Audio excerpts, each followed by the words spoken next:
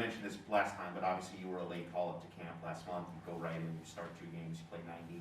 You're in a situation again tomorrow where you're going to have probably a new partner beside you. Zach didn't play for the first 5 games, comes in, other guys step in. What is it about the structure of this team, tactically, the team atmosphere, that allows guys who didn't expect to play or haven't played to kind of step in and look comfortable? Yeah. It doesn't seem like there's an ideal 11 that's coalesced and like a lot of guys are able to come in and out.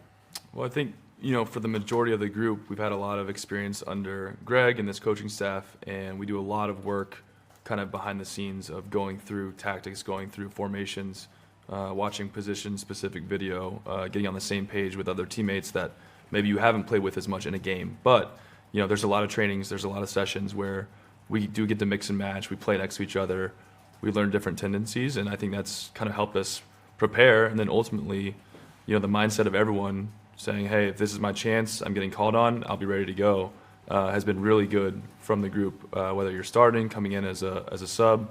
Everyone's had, a big impact on the games. Kevin Baxter from the LA Times. Hey, Walker, thanks for your time.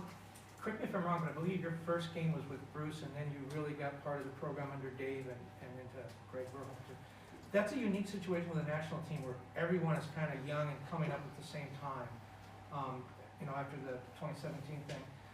What's that been like? Do you think that's been helpful, that everyone's coming together at the same time rather than have some old guys and some new guys and people moving in and out? Yeah, there's certainly a lot of younger players, younger faces, but, we have a lot of really talented young players who are playing in a lot of the top leagues around the world and are succeeding and being successful at those clubs. So I think overall the talent, the pool that we have to draw from is really, really high, really, really talented. And so it's really fortunate for us to be able to have that kind of depth, have all that talent and experience. Even though we may be young, there's a lot of experience in the group. And then certainly it's kind of funny even to say older guys, because you look at the team and you're looking at Zach, DeAndre, myself as the older guys, and we aren't even 30. So, it's tossed around like we're old, but, we're still feeling great in the prime of our careers. And now it's just about getting the collective together. And like I said, the talent is certainly deep at this point in time. And so we got to capitalize on that and make sure we continue to put in good performances. Thank you. Grant Wall. Hey, Walker. Can you go into some detail on the difference between playing on the right side of the central defense and the left side? Because not long ago I was talking to Chris Richards, and he said he feels much more comfortable on the left side, but then his club team has been playing him on the right side of the back three, and he was making a big adjustment. So, and where does that fit with what you do? Right. For me, I've played the majority of my career on the right side. I've had a few spot performances on the left, and I think it's just different pictures. You get so used to seeing the same patterns, the same movements over and over and over again, and not to mention the chemistry with players on that side. So you start to develop a real connection with those players. So there is a little bit of a difference. You're like, okay, well, you're just a center back, so why is it different? But when you train and play over and over and over again, it does become more natural. And so not that you're going to feel completely out of place because you are in a similar area of the field. There's definitely a repetition aspect, as in anything else, that's going to make a little bit of a difference. So same position overall, but ultimately I think just the pictures that you see over and over again, you're probably a little more comfortable on one side based on minutes played. Ron Blum from the Associated Press. How is it different playing in front of Zach and playing against Matt, in front of Matt? Honestly, we're so lucky. We have 2 amazing goalkeepers who, both of my experiences with them have been amazing, positive. Both are very competitive, very communication-oriented. They're always tuned in, always trying to, whether it's subtle comments in between plays or instruction as the game's going on, both are great at organizing the team. And so I have the utmost confidence with either of them, to be honest. Any difference of passing out, kicking out, or distribution? Well, I think Zach has certainly shown that he is very good with his feet, but that's not to say Matt isn't. Right. Matt has grown in a lot of ways over the past 2 years, and his confidence is got to be at an all-time high. I was joking around with him even. He had the summer of his life, all of the career goals, Supporters Shield, all this, and he gets the #1 pick in our fantasy league. So, this guy can't do anything wrong right now. So Yeah, both amazing keepers and both certainly worthy of being called up in every camp. Thank you. Stephen Goff from the Washington Post. Walker, along the lines of Zach, what he did the other day in the first half, Mexico had some high-quality chances. How did you see him in those situations, and how did that perhaps embolden you guys after halftime? I think you can see that he's still has a lot of confidence, and that's coming off of obviously training week in or day in, day out over at Man City. He's certainly confident, and while he's not getting as many games, he comes in, he's in good form, and we ask keepers all the time, can you make that one, maybe two big saves that you need to make? And so certainly they had the great chance in the first half where they could have gone up, and if he doesn't make that save, I think the game is a lot different. So huge save from him there, and it certainly kind of gave us momentum to keep building on what we were doing there at the end of the first half and on to the second half. Megan Swanwick from The Guardian. Thank you. Hi, Walker. So the match against Mexico got scrappier the further it went on. I'm wondering what that was like for you on the field. Did you find yourself in any altercations or near altercations? And when Brendan Aronson got taken out with a bit of an eye gouge, did you see that, and what was going through your head?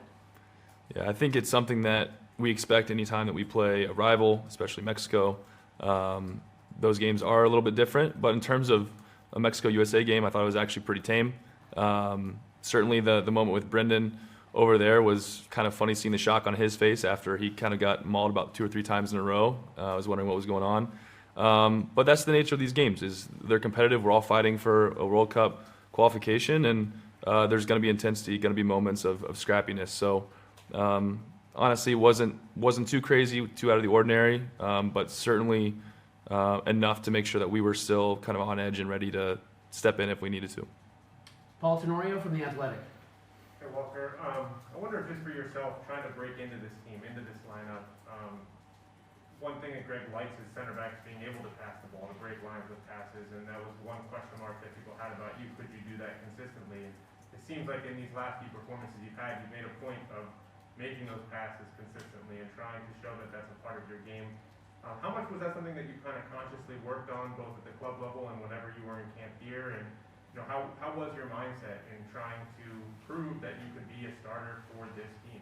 Yeah, well, I think it's funny too, the narratives that always get tossed around, and I don't feel like I'm doing anything differently out of my comfort zone. It's certainly probably since my time beginning at LAFC, where it was a possession-based team. Obviously, work on that. When Greg took over for the national team, that was a big emphasis, and so that's when it started, of really maybe focusing on making line-breaking passes, challenging myself in that area of my game.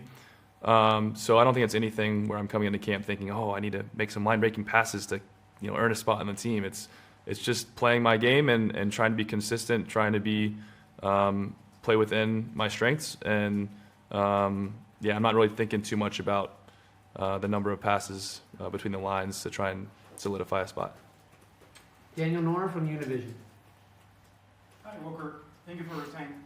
Thinking of the injury against Canada and how painful it was during the World Cup, did you imagine being here at that point, considering that the World Cup was like your big opportunity to show what you could bring to the team during the qualifiers? 100%. As soon as I went down, I knew right away, hamstring, probably grade 1, could be grade 2 at the worst. And immediately in my head, I was like, okay, like probably 4 weeks, 5 weeks. Got the news back from the MRI, and I started my rehab as soon as I got back from the MRI table, even with the national team still in Dallas, getting treatment before flying home the next day. And really, we created a super aggressive plan, because in my mind, it was always getting back for the first window and making sure that I could prove myself within a couple of games for Nashville to put myself into consideration. And so was able to get healthy for the All-Star game, for 2 Nashville games, show that I was 90 minutes fit. And those are the kind of things that behind the scenes, you just got a lot of people to thank for all the work that they do. So the whole training staff in Nashville, we did a great job, created a great plan, and ultimately put myself in a position to be considered for that roster, and got called in. Sam Stejsko from The Athletic. Thanks, Michael. Thanks, Walker. Hope you're doing well. Brian touched on this in the first question, but you didn't get called for the October camp initially. You did play in September. What was that like when you learned that you weren't going to be in the squad, and then switching where Tim pulls out, John pulls out a couple days later, not only are you in the squad, but you're in a prominent position in it. And then what do you expect from Jamaica tomorrow? You know, you played Yeah. once before, but they have Antonio probably going to start this time. I was certainly extremely disappointed not to be called in October. I think just coming on the back of not playing in September, it was kind of like, well, I didn't really get a chance. Like, let me prove to you that I can, be a key player for this team. And so I was frustrated for sure. We had a very honest conversation on the phone. And then ultimately 24 hours after that conversation where I left, like any other player, pretty pissed, pretty disappointed, but said, okay, I'm just going to continue to work. He calls back 24 hours later. He's like, hey, how quickly things change. I'm going to bring you to camp. So I was like, all right, sounds good. I'll be ready. And then certainly just came in with, I think, the same mindset that a lot of our players have here, which is what makes this team special is whenever you get your chance, you got to be ready. And so I certainly was very excited to get that opportunity that, he could have the confidence to switch like that and play me in those games. And then in terms of the second question regarding Jamaica, we have faced them once at home, and now we got them on the road. And Antonio's a big part of what they do in the attack, physical presence.